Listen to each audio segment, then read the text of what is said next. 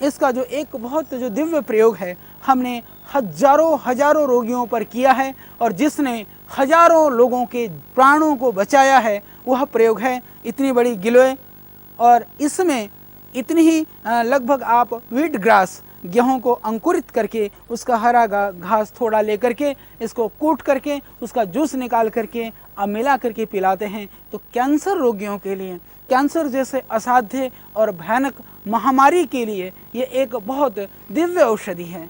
हमने हजारों हजारों रोगियों पर इसका प्रयोग किया है और आप भी उनको प्रयोग करा करके उनकी इस दुर्साध्य जो कष्ट है उससे उनको मुक्त दिलाने में आप सहयोगी बन सकते हैं। चाहे वो किसी भी तरह की एलोपैथिक चिकित्सा ले रहे हों, कोई भी पैथी के द्वारा वो अपनी चिकित्सा करा रहे हों, कोई बात नहीं, आप उनको करने दें। चिकित्सा करते हुए सहयोगी चिकित्सा के रूप में गिलोय को कूट करके गिलोय का स्वरस और गेहूं का जवारा, गेहूं को अंकुरित कर देने से भिगो करके वो जैसे नवराते रखते हैं उसी तरह से वो तैयार हो जाते हैं। लगभग 6 इंच से लेकर के 7-8 इंच तक लंबे गेहूं, उनको आप काट करके उसका रस निकाल करके आप पिलाएं। इसके अंदर 5-7 पत्र तुलसी के, 4-5 पत्र आप इसके अंदर डाल दें नीम के, तो आप देखेंगे ये अत्यंत गुणकारी है।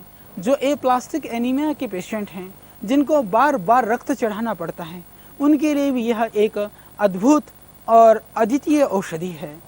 यह आप प्रयोग कर सकते हैं स्वयं और करा सकते हैं। यदि आप नियमित रूप से इसकी इतनी सी डंडी को, इसको ऐसे भी चाप भी सकते हैं आप, हालांकि थोड़ी सी ये कड़वी होती है, उसको आप खा भी सकते हैं। तो इतनी सी इस डंठल को यदि आप सुबह पानी में कूट करके फिर इस 1 गिलास पानी हाथ से मसल करके छान करके यदि आप पीते हैं तो वो आपके लिए अत्यंत लाभकारी है। इससे कभी भी आपको रक्त संबंधी कोई विकार नहीं होगा, बॉडी के जो टॉक्सिन्स हैं वो निकल जाएंगे, कभी ज़िंदगी में बुखार का सामना नहीं करना होगा आपको, ये बहुत लाभकारी होगा।